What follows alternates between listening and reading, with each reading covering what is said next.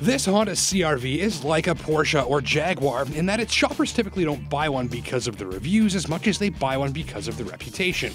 Sometimes it's all in the name, and models like these don't usually need reviews to convince shoppers to consider them since they're proven, celebrated, and commonly held as benchmarks. CR-V's benchmark status doesn't come from atmosphere-shattering exhaust noise and internal combustion firepower. It comes from 20 years of sensibility, practicality, economy, and meeting the needs and wants of an extremely level-headed shopper. So if you're interested in a CR-V, you probably don't need me to tell you much about it, but that's my job, so I will.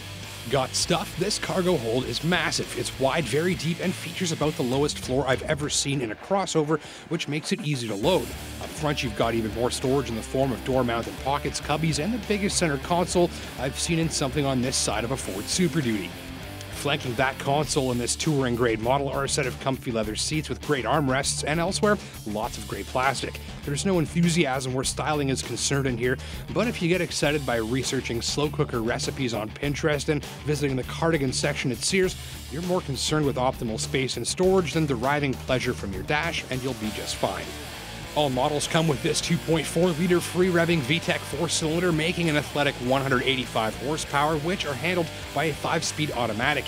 An Econ button helps to save fuel by reducing responsiveness if you aren't in a rush, and these green eco mood lights tell you in real time how happy Mother Nature is with your light-footed driving.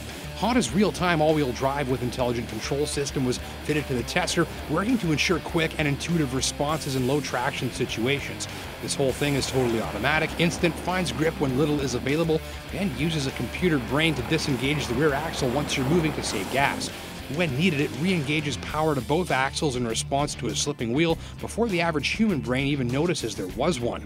With winter tires mounted, traction was never an issue, though numerous other factors contributed to confident winter travels. The steering is communicative, so you can feel the front end losing traction. The brakes bite hard and strong from an initial press. The ABS system also does a bang-on job of turning it straight, drawing free stops on virtually anything. You feel very connected with the road conditions and very well backed up. And if you do wind up losing traction, maybe a little bit too quickly into a corner or a bit too soon on the throttle coming out of one, it's going to be understeer. That's the front end kind of pushing wide, and that's fairly safe and easy to get the vehicle back under control. Your natural reaction to just ease off the throttle and maybe get onto the brakes a little bit is going to bring the CR-V back in line, and that all has to do with how they've calibrated the all-wheel drive stability control and chassis, and it's going to work really well for a shopper after a vehicle that feels confident, stable, and predictable when the going gets slippery. Other notes, CR-V feels fairly dense, robust, and well made throughout, and it rides with decent comfort unless you're on a rougher surface, which can see the ride get choppy and noisy.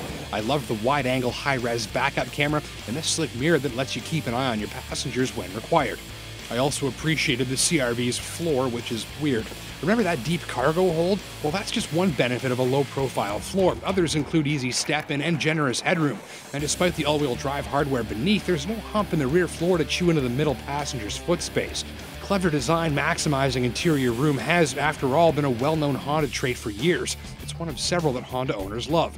Complaints? Well, I haven't seen central display graphics this low tech since Mario 2. An update is long overdue to this interface. And although I was impressed with overall fuel mileage landing at 10.6 liters per 100 clicks after driving through 2 snowstorms and a week of extreme cold, some drivers will wish for a bit more power or maybe a high output engine option like many competitors offer at this price. End of the day, if you're after a crossover with a gleaming reputation, surprising roominess, and plenty of winter driving confidence, here's a machine to include in your list of test drives. Thanks for watching.